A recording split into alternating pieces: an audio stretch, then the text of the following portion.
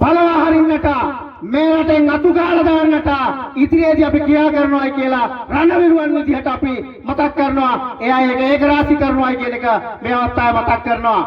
රණවිරුවන් එක සෙල්ලම් කරේ මාවෙල්ලාරුව වහලා රණවිරුවන් එක සෙල්ලම් කරේ කවිති කොල්ලාගේ බස් බෝම්බේ ගහලා බත්තකට ගහලා ඒ සෙල්ලම නැවතුත් රණවිරුවෝ අපි දෙන්නේ නැහැ.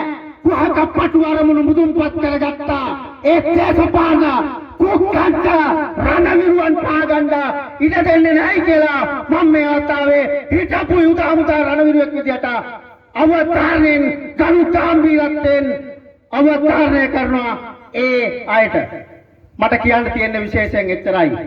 ඒ වගේම මගේ ස්තුති කතාවේ දීලා තිබුණේ මම ස්තුතිවන්ත වෙනවා කෝසල මැතිතුමනි ඔබතුමාට විශේෂයෙන්ම. ඒ වගේම ජයකොඩි මැතිතුමනි මම ස්තුතිවන්ත වෙනවා.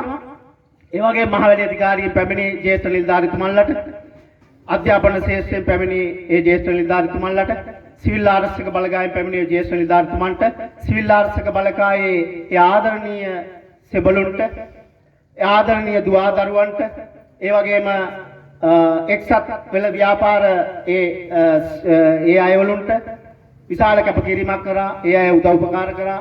ඒ සියලු දෙනාට ස්තුතිවන්ත වෙනවා. ඒ වගේම දෙමව්පියන්ට සියලු දෙනාට ස්තුතිවන්ත වෙනවා. නම් වශයෙන් මතක් කරන්න බැරි අමතක වුණ ඒ සියලු දෙනා සමාව මම ඉල්ලනවා.